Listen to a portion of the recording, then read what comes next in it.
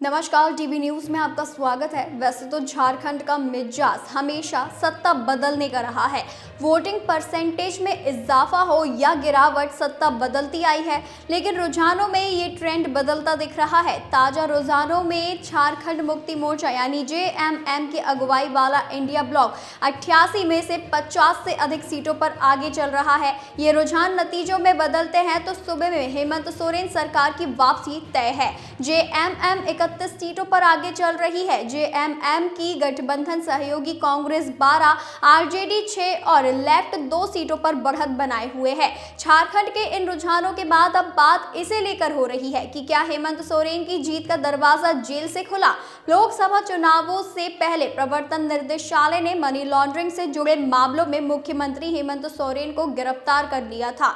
हेमंत की गिरफ्तारी से ठीक पहले हेमंत ने राजभवन पहुंचकर मुख्यमंत्री पद से इस्तीफा दिया था। हेमंत की गिरफ्तारी के बाद न सिर्फ झारखंड की सत्ता का चेहरा बदला, बल्कि बदल गई थी आदिवासी बाहुल्य राज की सियासत हवा भी।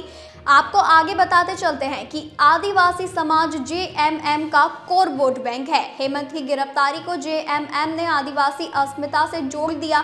जेएमएम के इस दाव से आदिवासी वोट बैंक पर हेमंत और उनकी पार्टी की पकड़ और मजबूत हुई।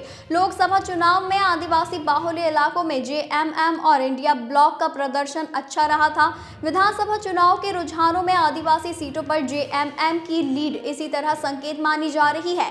हेमंत सोरेन ने आदिवासी पॉलिटिक्स पर अपनी पकड़ से फिर से मजबूत की है। हेमंत सोरेन की अगुवाई वाली सरकार को गिरफ्तारी की वजह से बीच में कुछ महीनों का ब्रेक मिल गया। हेमंत की गिरफ्तारी के बाद बीच में कुछ महीनों तक चंपाई सोरेन सीएम रहे और जेल से बाहर आने के बाद चुनाव से कुछ महीने पहले ही सीएम सोरेन ने सरकार की बागडोर फिर से अपने हाथ में ले ली थी। बीच में मिले ब्रेक का नतीजा कहे या जेल जाने की वजह से उपजी सहानुभूति का हेमंत सरकार के खिलाफ एंटी इनकम्बेंसी फैक्टर 0 हो गया और उसकी जगह सहानुभूति ने ले ली। हेमंत सोरेन की भाभी सीता सोरेन ने लोकसभा चुनाव से पहले ही बीजेपी का दामन थाम लिया था। परिवार में बगावत के बाद जेएमएम को दूसरा बड़ा झटका तब लगा जब सीएम पद से हटाए जाने से खफा चंपाई सोरेन ने भी धनुष बाण छोड़ कमल का फूल चुन लिया।